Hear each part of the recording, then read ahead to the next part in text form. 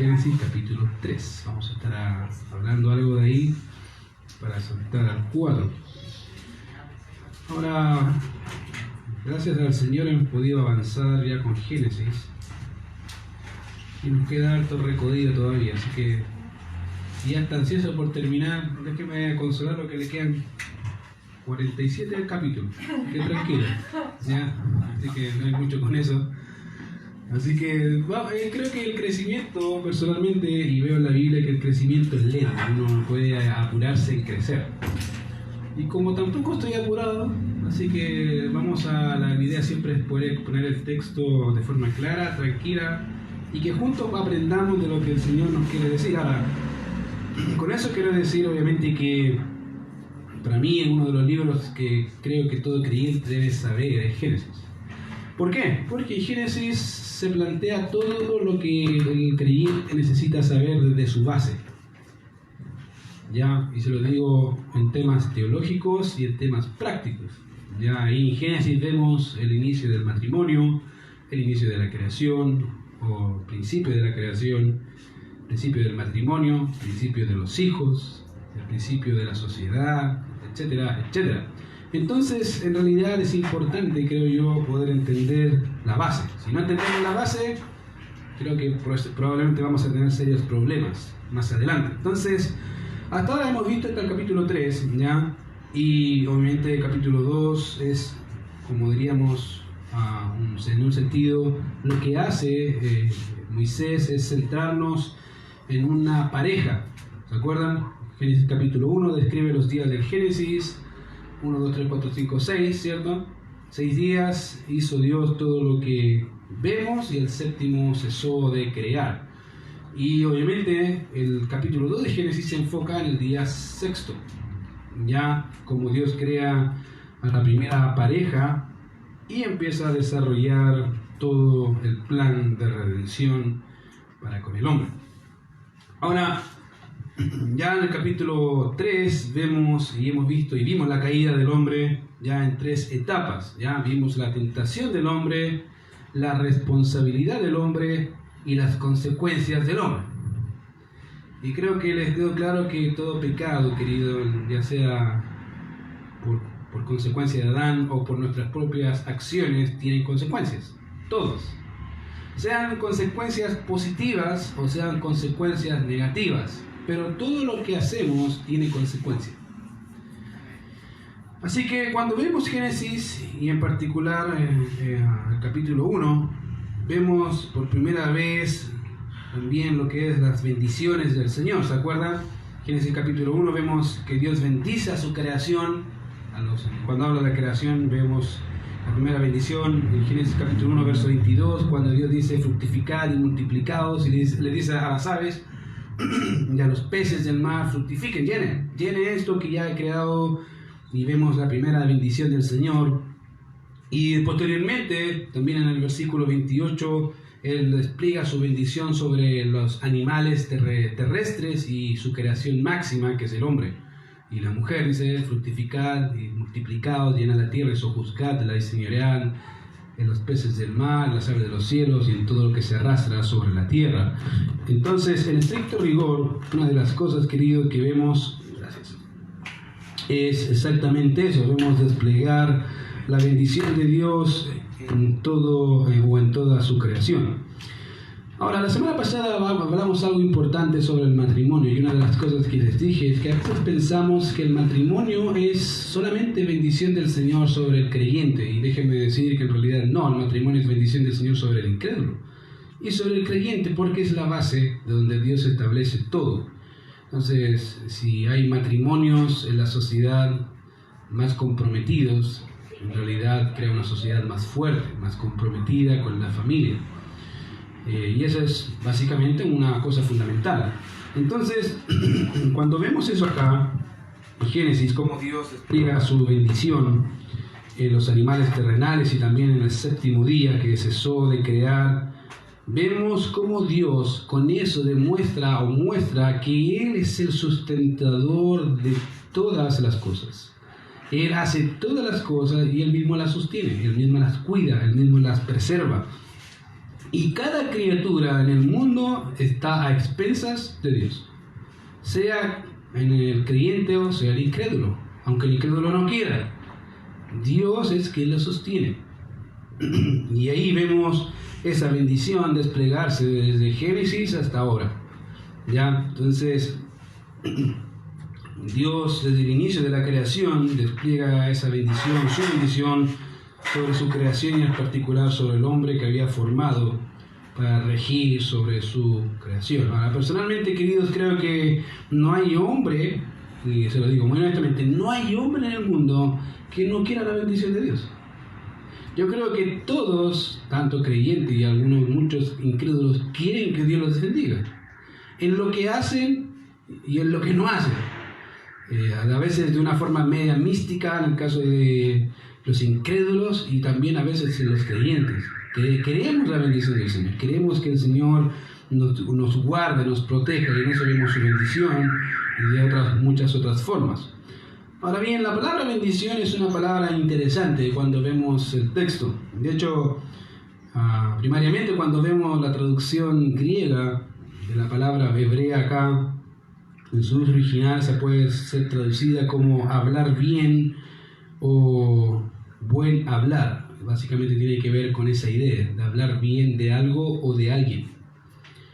Entonces, cuando decimos que bendecimos al Señor, estamos diciendo básicamente que estamos alabando a Dios por lo que Él es, por lo bueno que es o por su personalidad. Y eso es bendecir. Estamos bendiciendo al Señor. Y obviamente,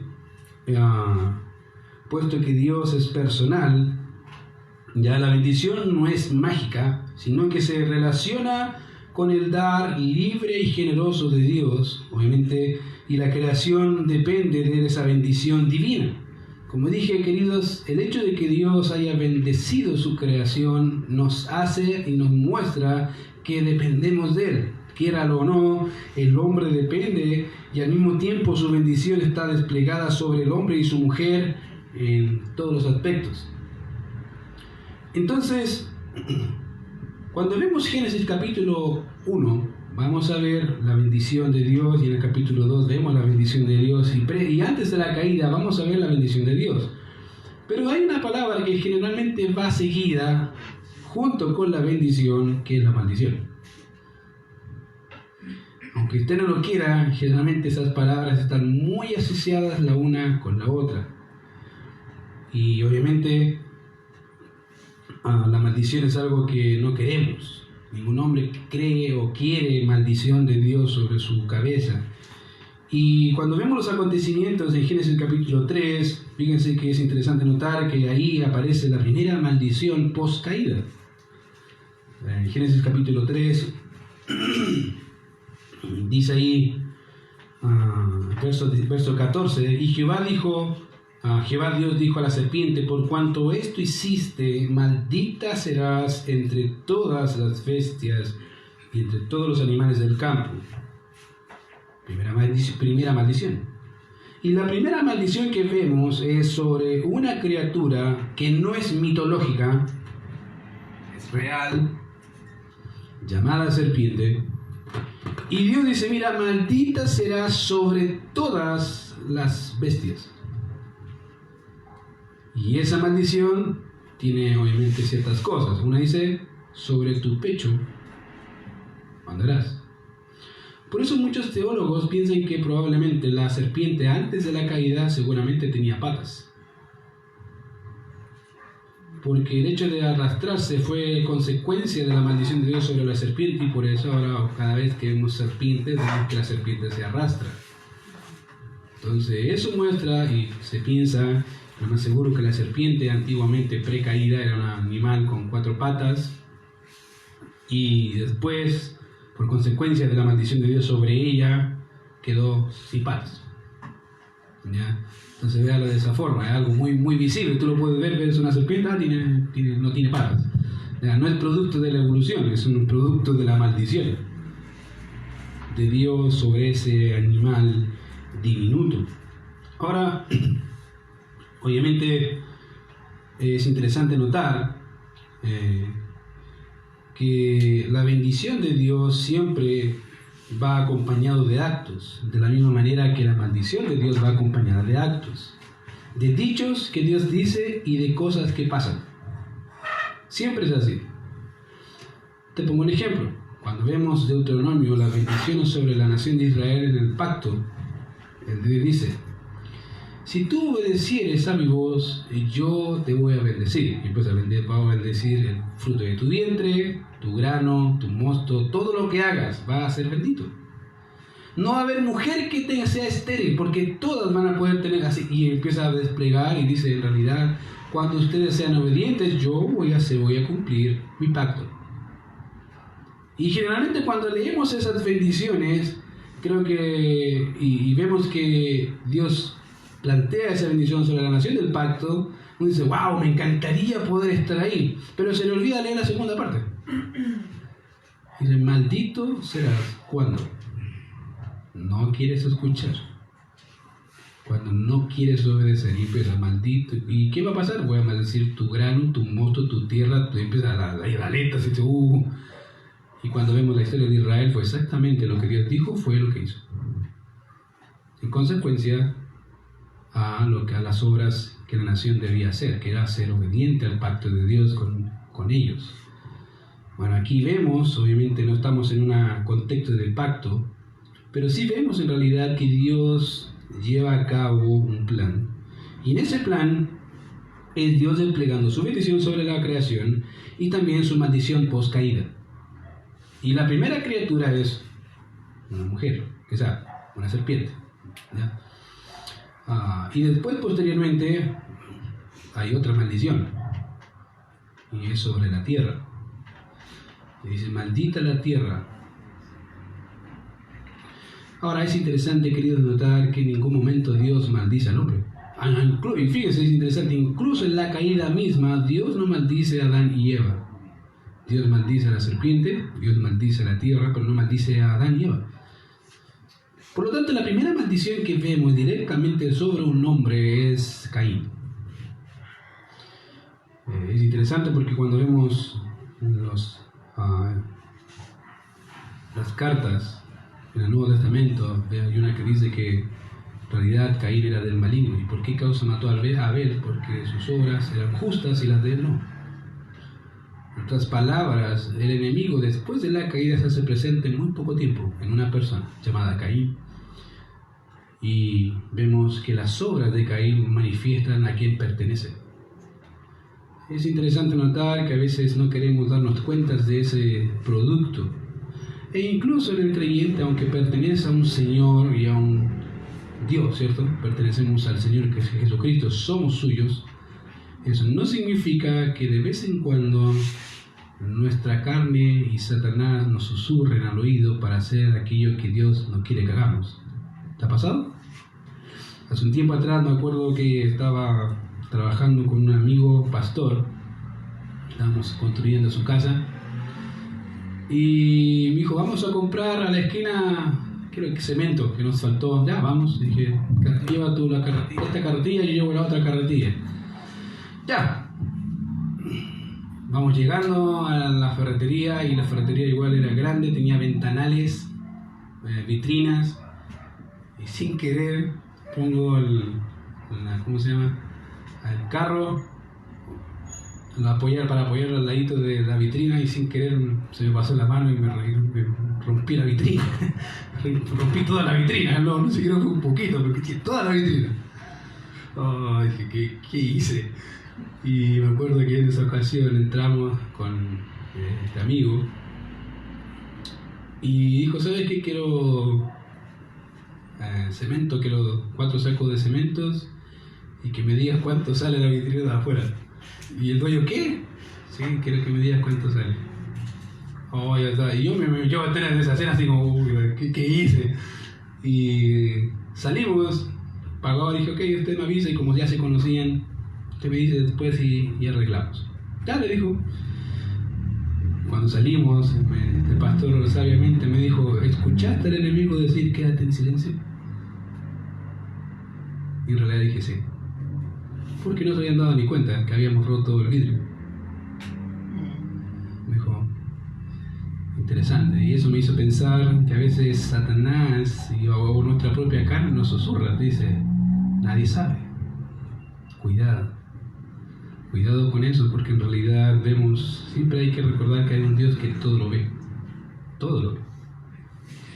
Y aquí vemos a un hombre, Caín, que al ofrecer sacrificio a Dios y no fue acepto, mató a su hermano Abel, según él en secreto. Y es interesante notar porque aquí vemos en Génesis capítulo 4, en el verso 9 dice, y Jehová dijo a Caín, ¿dónde está Abel tu hermano?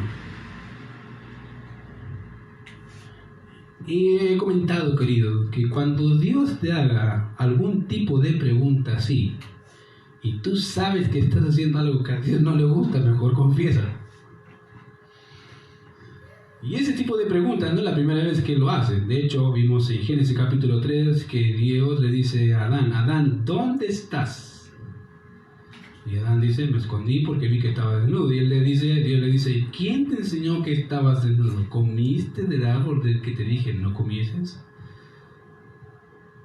En otras palabras, yo le estoy diciendo, Adán, ¿qué hiciste, Adán?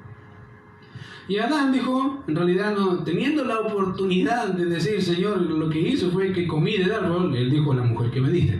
¿Se acuerdan? Aquí vemos algo parecido. Caín, ¿dónde está tu hermano Abel? No sé. No tengo idea.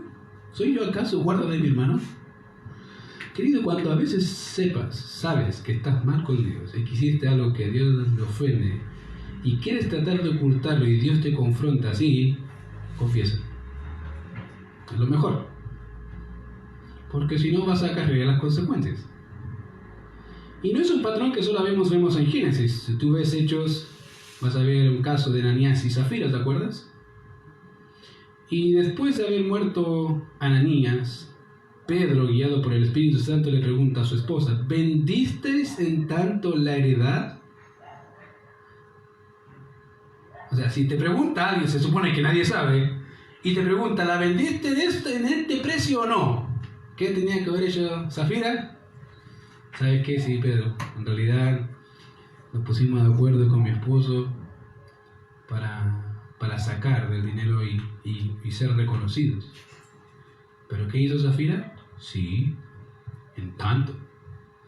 Y Pedro le dijo, bueno, así como tu esposo convino a tentar al Espíritu Santo y sacaron a nuestro esposo muerto, ahora te sacarán a ti. Consecuencias.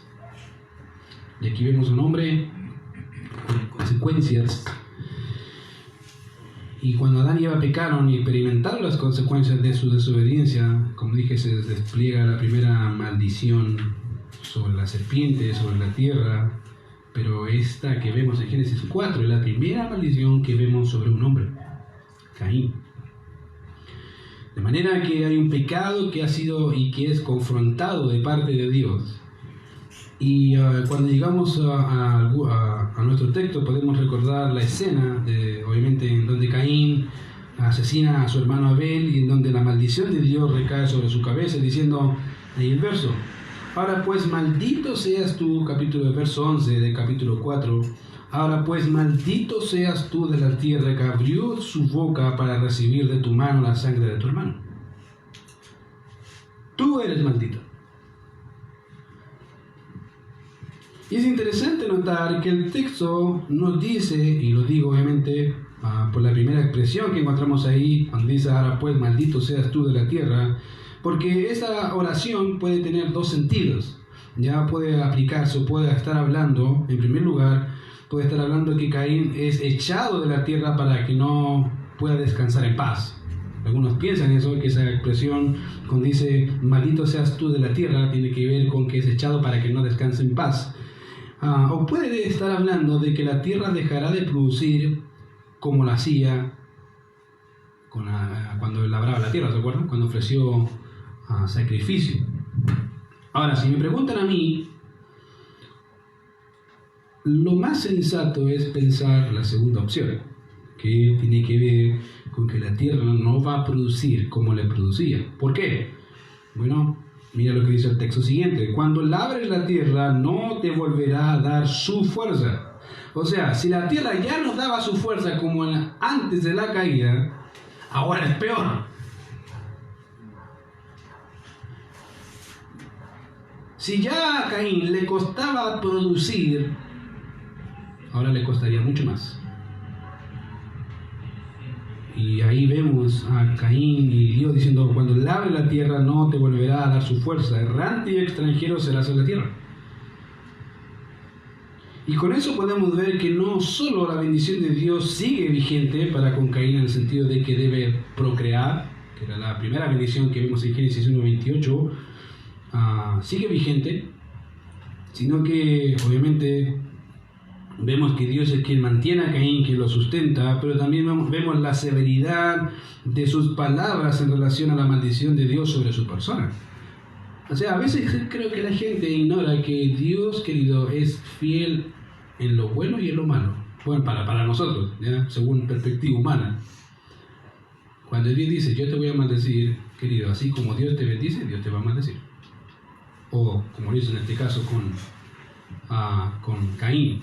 Que Dios haya desplegado la bendición sobre Adán y Eva en Génesis 1:28 no anula Dios esa bendición, al contrario, sigue esa bendición incluso en Caín, y al mismo tiempo está la maldición sobre Caín y sobre su posteridad. Y a veces creemos que Dios puede ser una de las cosas: o Dios me bendice o Dios me maldice, ¿no? Que Dios puede hacer las dos al mismo tiempo.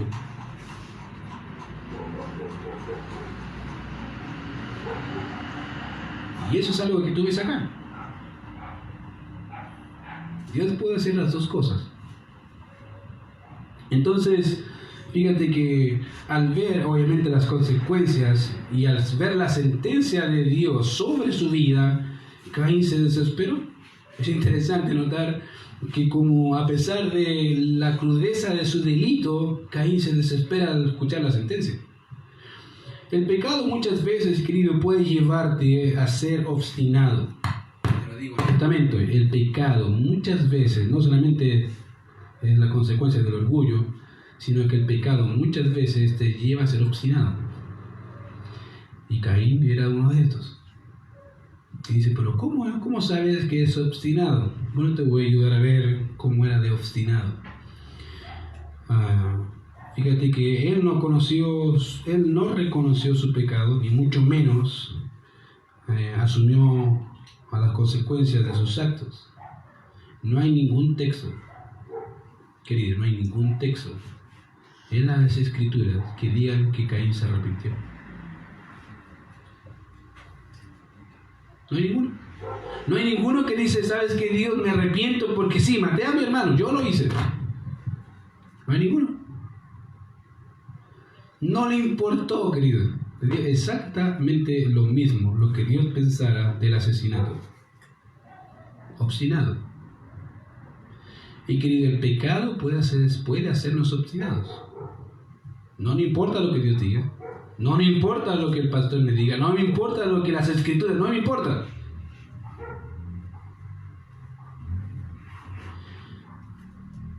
Creo que ahí viene muy bien al principio, que muchas veces el libro de Hebreos, citado de Salmos, dice: si oyeres hoy su voz, no endurezcáis vuestros corazones. Querido, cuando escuches a Dios, no te endurezcas, no te conviene. Estamos diciendo bien que no te conviene, mejor confiésalo, diles: ya, Señor, sí, ya lo digo. No te conviene. Sobre todo si eres hijo, porque si eres hijo de Dios, hay algo que te va a ayudar a cambiar de opinión y se llama disciplina. Y generalmente esa disciplina duele. Rompe la cerviz del corazón duro. Y Dios sabe tratar ese tipo de casos. Lo sabe tratar perfectamente. Entonces, si quieres, querido, que no te va a tocar, ten cuidado. Porque Dios sí lo hace. Y aquí vimos un hombre que aún conociendo algo acerca de Dios, tenía un corazón obstinado, duro. Y como dije, él no reconoció su pecado, ni mucho menos de asumir las consecuencias de sus actos. Eso es semejante, querido, a algunos de aquellos asesinos más famosos de nuestra época. De vez en cuando me gusta ver ese tipo de videos de sus reacciones ante la sentencia. Hay muchos jóvenes que cuando están escuchando qué hicieron con sus víctimas, tú ves su rostro y es inmutable. No les importa. Y generalmente las sentencias dicen literalmente todo lo que hizo. Hizo esto, y tú ves al hombre y no se inmuta, no le importa. Pero si hay algo que tienen en común muchos de ellos, es que al momento de escuchar la sentencia, su rostro cambia. Y ahí cambia todo totalmente. Dice, ¿qué? Y no les gusta. Y aquí tenemos a unos asesinos de esa clase. Caín, que al ver obviamente sus crímenes, no le importó en realidad el hecho de haber matado a su propio hermano. Y al escuchar su sentencia, obviamente cambia su actitud. Fíjate que el verso dice ahí, y dijo Caín a Jehová, grande es mi castigo para ser soportado. Ahora, la palabra castigo es la palabra awon, que significa iniquidad, perversidad y referente básicamente a un mal moral. Ya es muy afín con la palabra pecado. De hecho, muchas veces se traduce como pecado. Ya, de manera que la palabra nos habla básicamente de una ofensa con o sin intención en contra de la ley de Dios. Ahora, en ese caso, en ese aspecto, es que hay tres básicamente connotaciones de esa palabra, y puede estar hablando de un pecado, de la maldad o iniquidad. También puede estar hablando de culpa o del castigo por la culpa. Y en este texto, en Génesis, está hablando del castigo por la culpa. La idea es que Caín, al escuchar las consecuencias de la maldición de Dios sobre su propia vida, sobre su propia cabeza, él dice, grande es mi culpa. Pero no es que está confesando su culpa. Está diciendo, grandes son mis consecuencias. Grande es mi castigo para ser soportado. Y esa es la idea ahí. Básicamente, el pecado aquí no tiene nada que ver con él. Él no quiere asumir eso. Dice, no, a mí las consecuencias me dolieron. Y obviamente ese pecado repercute y esas consecuencias repercutirían sobre su posteridad. Querido, como dije, no hay texto en la Biblia que digan que Caín se arrepintió, que Caín se lamentó por la maldad. Lo que Caín lamentaba realmente no era su pecado, sino las consecuencias que vendrían sobre su pecado. Y en eso muchas veces nos parecemos. Pensamos más en las consecuencias que voy a acarrear por mi pecado que en ofender a Dios. Y es verdad. En un aspecto positivo, hay un salmo que me gusta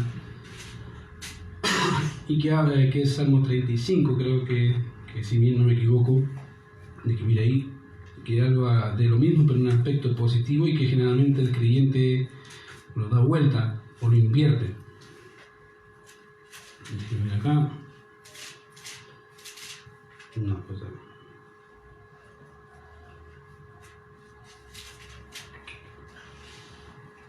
no, está acá.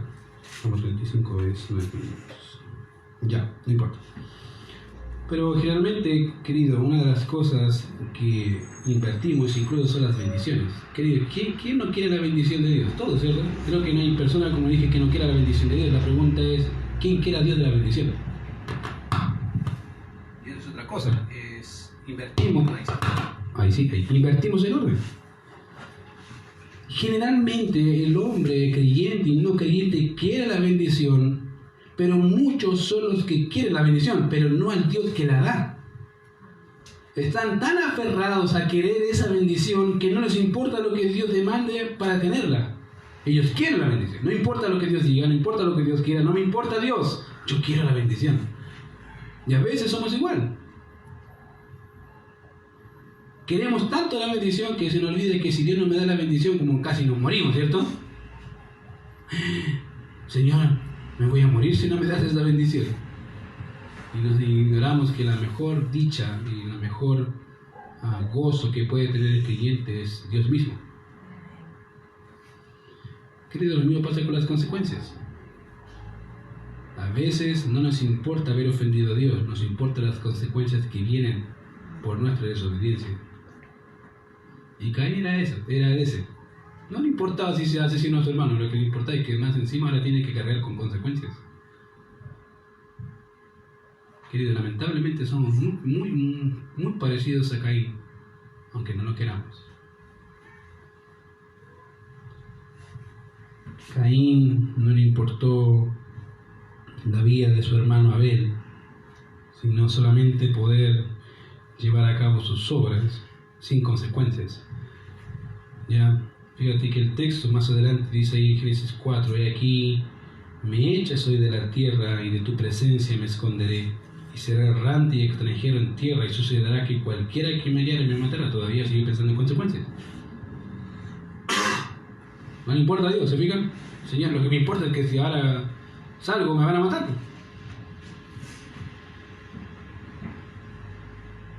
Entonces, uno dice, pero tan así, tan duro de service, tan duro, sí, a veces somos así. Como dije, no nos importa mucho a Dios, ni lo que Él piensa, ni lo que Él quiere con nosotros. Lo que nos importa es su bendición o sus consecuencias. ¿Qué va a hacer Él? No lo que hizo Él, lo que va a hacer sobre mí. Y eso es lo que me da temor, me da miedo, en vez de pensar en cuánto ofendimos a Dios. Y eso es en realidad lo más importante, querido. Ver cómo ofendimos a Dios, no importa las consecuencias. Fíjate que una de las actitudes de David fue exactamente esa. Contra ti, solo he pecado.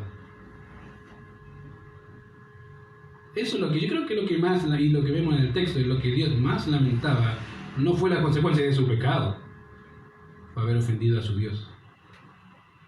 Señor, tú lo sabes, contra ti te ofendí. Y eso es lo que más me pesa. Las consecuencias vienen, pero tú, que me pusiste como rey siendo un pastor de ovejas, que me has dado todo lo que he querido y más, pequé contra tu vida. Esa es una actitud correcta, querido, de un corazón que entiende su pecado y a quien ofende, no necesariamente las consecuencias. Ahora, obviamente cuando leemos el texto acá en Génesis capítulo 4, que Caín dice aquí, me echas hoy de la tierra, cuando leemos ese texto pareciera decir que Caín sería expulsado de la tierra, tipo extraterrestre, ¿ya? Que lo tiran en una nave espacial y se va, como que ya casi parece ser tipo marciano. Ya, en realidad no es eso lo que dice el texto. Pero lo digo por si acaso alguno de ustedes se leyó el texto y pensó que Caín se volvió marciano, ¿ya? O reptiliano, alguno de ese tipo de cosas medias raras que andan hoy en boca. No es exactamente lo que dice el texto. ¿Ya? Creo que es necesario obviamente entender ese texto cuando dice aquí me echas hoy de la tierra. Ya, si recordamos, Adán y Eva fueron expulsados del huerto. ¿Se acuerdan? En Génesis capítulo 3, verso 24, Dios dice, van a salir del huerto, se van. ¿Ya? Y nos dice que tanto Adán como su mujer fueron expulsados del huerto al oriente. Ahora, por lo tanto, aunque Adán y Eva no estaban en el huerto, él permanecía en el huerto. Ahora, déjenme recordarles algo para los que no han podido estar con nosotros. Generalmente cuando hablamos del huerto, la gente reconoce el huerto como el huerto de Edén, pensando que el huerto propiamente tal se llama Edén. El huerto no se llama Edén, el huerto se llama huerto. El huerto está en Edén, que es diferente. Es como decir que tú vives en Santiago, ¿cierto? Sí, se supone que todos aquí vivimos en Santiago. Pero cuando te preguntan, ¿a dónde vives? En Santiago. La persona que está entendiendo el mensaje no está pensando que todo Santiago es tu casa. ¿Cierto? Yo creo que no. Él entiende, pero ¿en qué comuna? En esta comuna. Obviamente en este tiempo no habían comunas, habían lugares.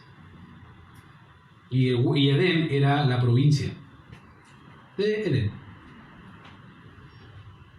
Te lo pongo de esta otra forma. En Apocalipsis dice, escribe a la iglesia de Éfeso, escribe a la iglesia de tal, de Esmirna. Y uno piensa en su mente que la iglesia de Éfeso es una iglesia, ahí, todo Éfeso. En realidad no es eso. La iglesia de Éfeso es todas las iglesias que están en Éfeso, todas las congregaciones de esa localidad. Esa es la idea. Y aquí es exactamente la misma idea. Cuando habla del huerto de Edén, no estamos diciendo que el huerto se llama Edén. Estamos diciendo que hay un huerto en Edén, dentro de ese lugar donde Adán y Eva habitaron.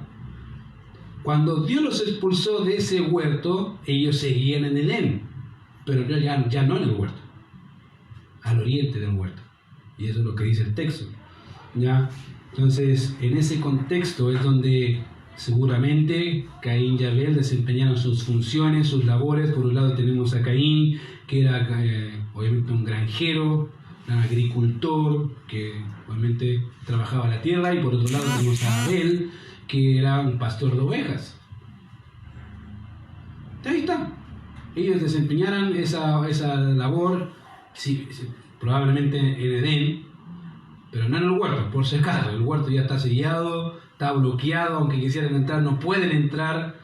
Están en Edén, la provincia, y es de ese lugar que Caín dice, de la tierra me echaste, me expulsarás. Sí, pues de ese lugar. Ahora ya no vas a estar en un lugar, Caín. Ahora vas a ser errante. Vas a empezar a caminar, a buscar lugar a donde habitar. Porque aquí no más.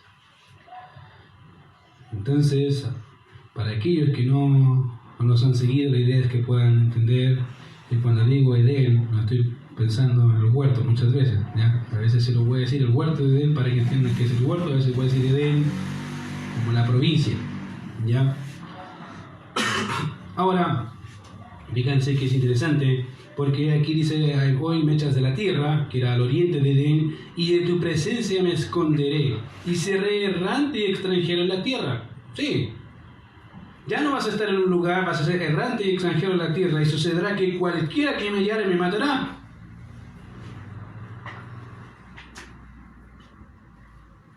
Y eso le preocupaba mucho más a Caín. ¿Por qué? Consecuencias. Fíjense que es interesante notar que Caín dice, me vas a echar, y sucederá que cualquiera que me hallare me matará. Ahora, esa declaración nos muestra la verdadera preocupación de Caín en su propia vida. Y algunos piensan que eso se puede referir a que las fieras de la tierra, los animales terrestres, van a cazarlo. Como que va a ser un tipo casi cavernícola, donde los animales van a estar detrás de él, y no es la idea, no es el texto del Evangelio, no está diciendo que los animales van a atacarlo. No, él está pensando en los que vienen.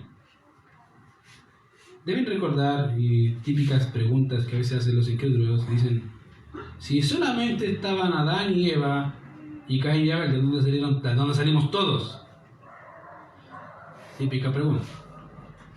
Y generalmente cuando hay ese tipo de preguntas es porque se nota que no ha leído la Biblia. Entonces, cuando vamos a Génesis 5, dice, y tuvo a Adán y su mujer, y tuvieron hijos e hijas. Muchos. Es en ese contexto de hijos e hijas que Caín está pensando. Y él dice, Señor, va a pasar que cualquiera de mis hermanos que ya haya nacido o que va a nacer, sepa de esto, va a querer matarme.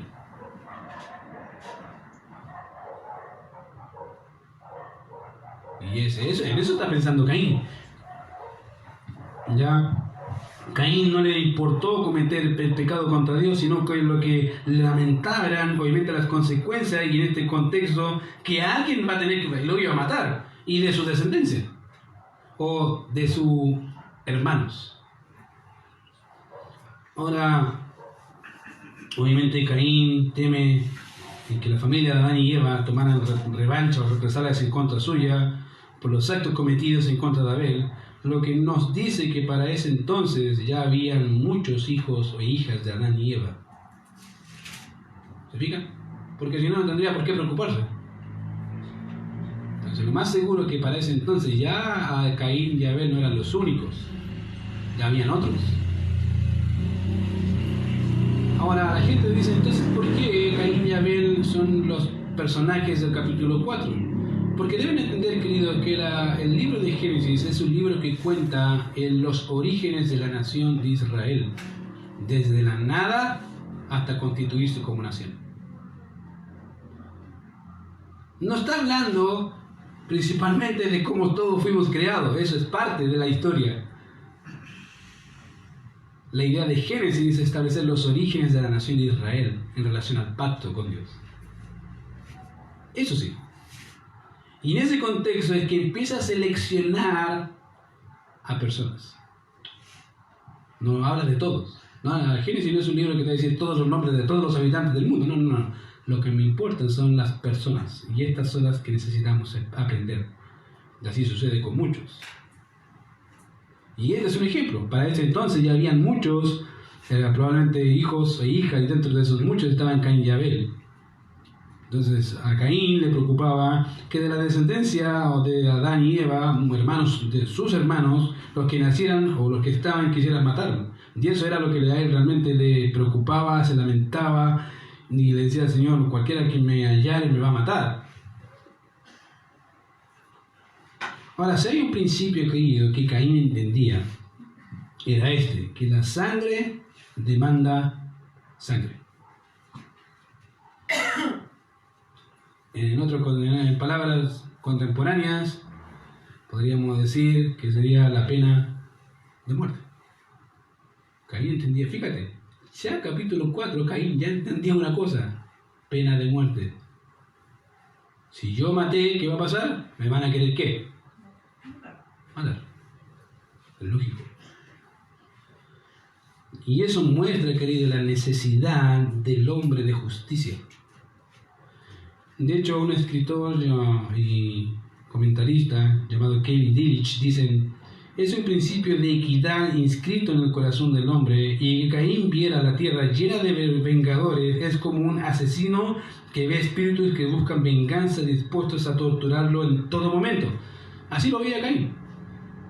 Aquí el que me pille me va a querer matar. ¿Por qué? Porque es una relación innata, querido, el hecho de que el hombre quiere justicia. No hay hombre en el mundo que no quiera justicia. El problema del hombre no es que no quiera justicia, el problema del hombre es que no quiere justicia para sí mismo. Anhela la justicia, sí, a favor suyo, no en contra. Es un principio fundamental.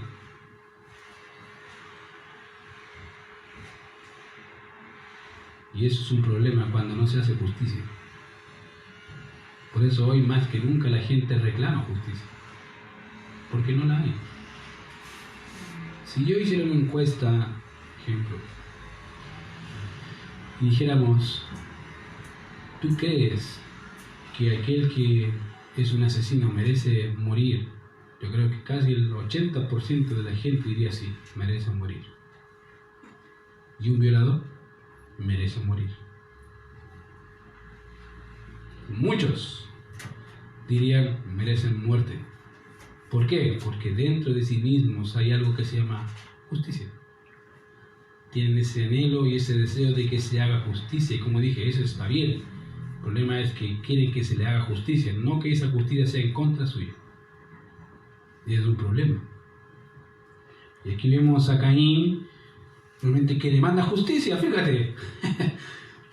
A pesar de él haber cometido el delito, él demanda justicia. Señor, me van a matar. Y como Dios es tan bueno, tan misericordioso, mira lo que dice Dios a Caín. Y le respondió Jehová: ciertamente cualquiera que matara a Caín 7 veces será castigado. Entonces Jehová puso señal en Caín para que no lo matase cualquiera que le hallara. ¿Ven la misericordia? Tenía, queridos, el asesino alegaba justicia ante su injusticia. Y Dios dice, ok, para que tu sentencia sea aún más, vamos a aplicar algo de misericordia. Y voy a poner una señal. Ahora, dentro, querido, de ese contexto de señal hay muchas interpretaciones, a veces absurdas.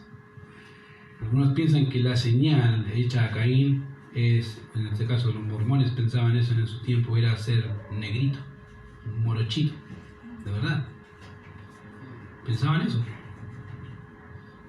Cada vez que ellos veían a una persona morocha, pensaban que era la maldición de Caín sobre esa persona. Y dice, ¿de verdad? Sí, querido, no estoy bromeando. Ellos pensaban eso. Y menos mal que no es así. Ya estaría maldito. Yo también soy morochito, entonces mira. ¿Cierto? Entonces, gracias al Señor. Pero fíjese, querido, que es interesante que cosas así absurdas se piensan de este texto. Lo que sí te puedo decir es que el texto dice que va a haber una señal. Sí, hay una señal. No dice si visible o invisible. Por lo tanto, no tengo idea. Si me dice, pero ¿y qué tipo de señal? No tengo idea, querido. Algunos quieren decir, era una señal, era la señal del Apocalipsis. Querida, aquí no dice señal de Apocalipsis. No especulemos de cosas que el texto no dice. Solamente que ese tipo de observaciones son especulaciones. Absurdas, diría yo, porque el texto no dice nada. Dice, voy a poner una señal para que no cualquiera te mate. ¿Qué señal? No tengo idea. No sé si en la mano, en la frente, en la cara, no tengo idea, no sé. Pero una cosa es que Dios cumplió exactamente lo que dijo. Él dijo, para que no cualquiera te mate. Y si le fijas, no hay ningún registro en Génesis ni en ningún otro libro que alguien mató a Caín. No hay ninguno. Entonces Dios pareciera ser que preservó, guardó a este asesino bajo las condiciones de maldición sobre su vida. Porque al mismo tiempo estaba bendecido. ¿Por qué? Dijo fructificado y multiplicado. Tenía las dos cosas sobre su propia cabeza. Y ahora Caín llevaría su maldición sobre su cabeza, y no solamente sobre su cabeza, sino sobre su posteridad, sobre su descendencia. Hasta el punto de que fíjate que Caín dice ahí en el siguiente texto, salió pues Caín de delante de Jehová y habitó en tierra de Nod, al oriente de Edén. ¿Te fijas? Salió al oriente de Edén, por lo tanto estaba en Edén. Y una de las cosas que hizo es salió. Ya no hay más relación con Dios. La última relación con Dios que tuvo Caín fue esta. Y no hay más. No se menciona ninguna otra relación directa de Caín con Dios, ni en Génesis, ni en ninguna otra parte de la Biblia. Dios nos dejó. Querido, cuando vemos las consecuencias de la vida de este asesino, a veces vas a darte cuenta que algunas de sus actitudes muchas veces el creyente las tiene. Y la mayor de ellas es que tememos más a las consecuencias que al Dios de las consecuencias. Y es una cosa que debemos ir cambiando cada día más. De no temer las consecuencias por solamente ser consecuencias, sino temer a Dios, porque a Él le ofendemos. Cada pecado y cada cosa que hacemos, queridos, es algo que Dios está viendo. Y Caín lo sabía. Caín lo sabía. Entonces, si hay algo que siempre quiero animarte, querido, es, como decía el profeta Elías y Eliseo, pensar de forma activa y presente que Dios está contigo. No sé si te ayuda o no te ayuda, pero la idea es que pienses que Dios está contigo. ¿Para qué? Para que te dé temor de pecar en contra suya. y digas, así como decimos tan alegremente, Dios está conmigo cuando las cosas van bien, y cuando Dios nos bendice, digamos lo mismo cuando estamos mal. Diga, Dios está conmigo, Señor, perdóname. Perdóname. Porque he ofendido al Dios Santo, y tú eres digno de ser reverenciado por quien tú eres. Que no tengamos esa actitud de Caín, de que a pesar de pecar no nos importa. Que el Señor nos guarde de ese tipo de actitud y que podamos siempre entender que Dios quiere que le glorifiquemos con todo. Así que próxima semana, el domingo, vamos a ver las consecuencias sobre su posteridad. ¿Quiere ver las consecuencias que tuvieron los hijos de Caín? A veces pensamos que los pecados solamente son pecados de uno, y es verdad, pero a veces las consecuencias las llevan los hijos.